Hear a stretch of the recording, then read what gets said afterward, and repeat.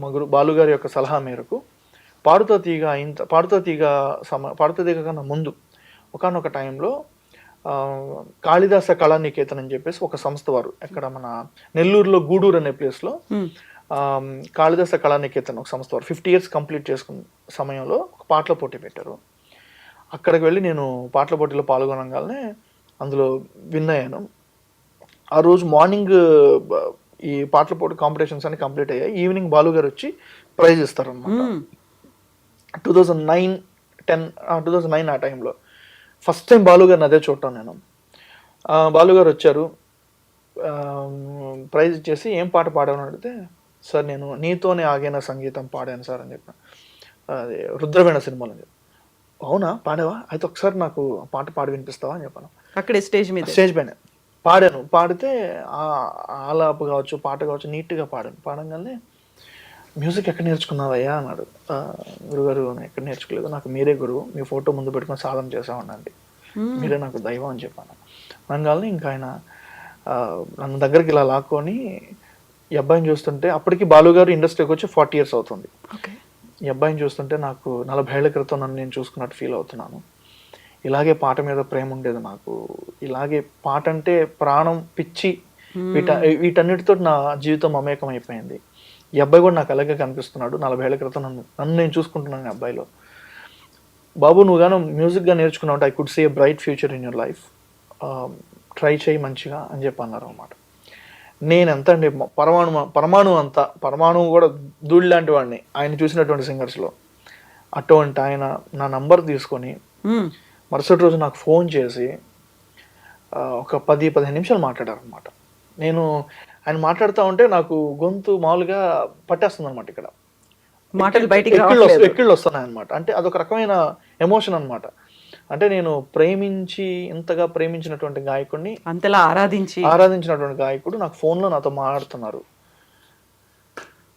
అది అలా నా లైఫ్లో నిజంగా మర్చిపోలేని సంగీతం అనేది ఒక గొప్ప భాగం. మా అమ్మ నాన్న నాకు ఒక జీవితాన్ని ఇస్తే సంగీతం అనేది నాకు పునర్జీవితం ఇచ్చింది. ఈ ఎస్పీబీ అనే టాటూ ఎప్పుడు ఎంచుకున్నారు?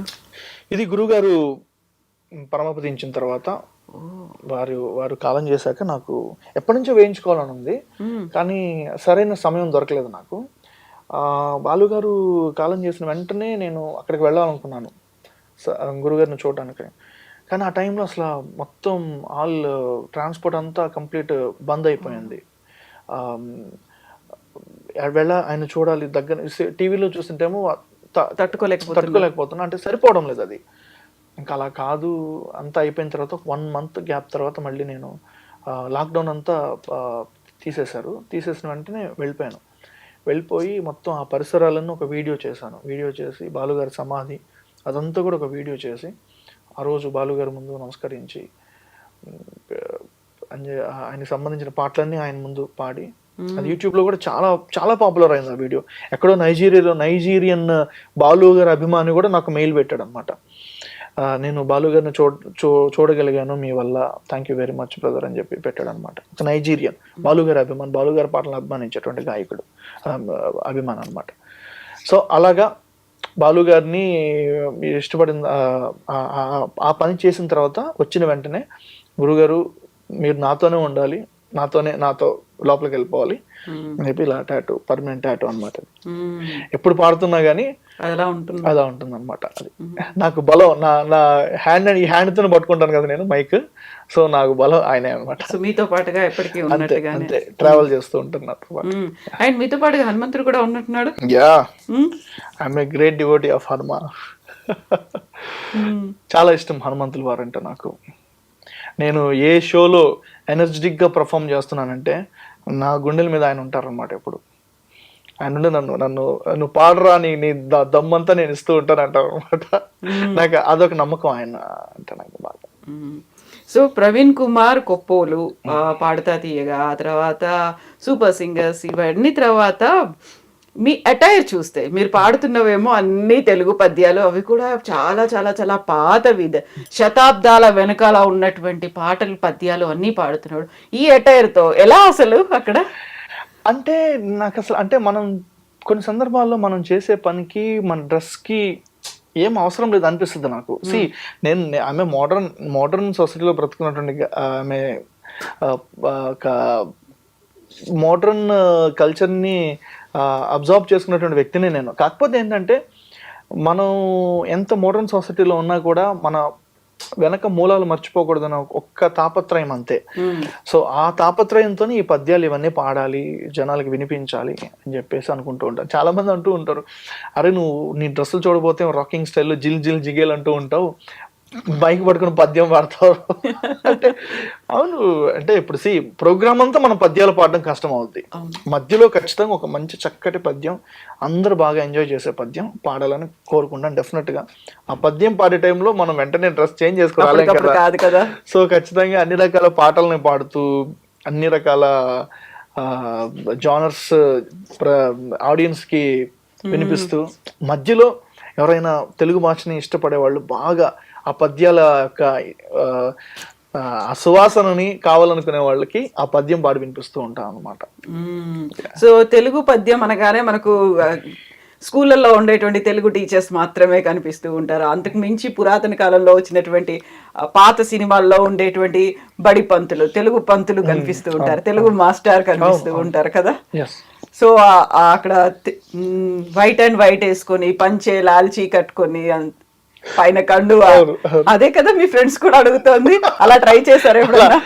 అలా ఒక్కసారి బాలకృష్ణ గారి ముందు నేను చేశాను అనమాట. ఆ టైప్ ఆఫ్ అటైర్ తోటి ఒక కవి, ఒక గాయకుడు ఎలా ఉండాలంటే ఒక పైన ఒక ఇలా ఇలా ఒక కండువ వేసుకొని, కింద ఒక రెడ్ కలర్ ధోతి లాగా ఒకటి కట్టుకొని, పైన ఒక వేసుకొని చక్కగా వెళ్ళి ఆయన ముందు అది శ్రీ తుంబుర నారద నాదామృతం, అలాగే మన శ్రీకృష్ణ రాయబారం పద్యాలు, బాలకృష్ణ గారికి పద్యాలు అంటే విపరీతమైన ఇష్టం అనమాట. ఆ పద్యాలు తర్వాత నాకు బాలకృష్ణ గారు పాడిన తర్వాత ఆయన పైకి లేచి చప్పట్లు కొట్టారు ఒక ప్రోగ్రాంలో. చాలా బాగా పాడారు అని చెప్పాను, చప్పట్లు కొట్టారు. వెంటనే నేను కిందకి దిగి వెళ్ళిపోయి ధైర్యం చేసి ఆయన దగ్గరికి వెళ్ళి, సార్ నాకు మన తెలుగు జాతి గర్వించదగ్గ గొప్ప నటులు మీరు, సో మీరంటే నాకు ఎప్పుడు గుర్తొచ్చే పద్యం ఒకటిసారి అని చెప్పేసి స్తుతమతి అయిన ఆంధ్ర కవి అనే పద్యం అందుకున్నాను. ఆయన ఒక ఉదుటి నెల పైకి లేచారు. పైకి లేచి నాతో పాటు ఇద్దరం కలిసి పాడదాం యా అని గొంతు కలిపేసి ఆయన చక్కగా పాడేసి వెంటనే హక్ చేసుకున్నారు.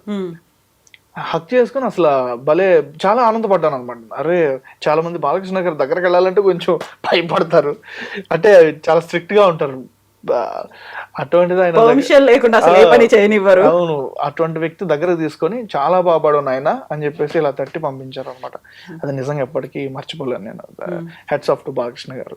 తెలుగు కళాకారులని, తెలుగు యొక్క పదాలని, వాటిని తెలుగు యొక్క పద్యాలని, తెలుగు భాషని బాగా గౌరవించేటువంటి నటుల్లో బాలకృష్ణ గారు కూడా మన తెలుగు ఫిల్మ్ ఇండస్ట్రీలో ఒకరనమాట.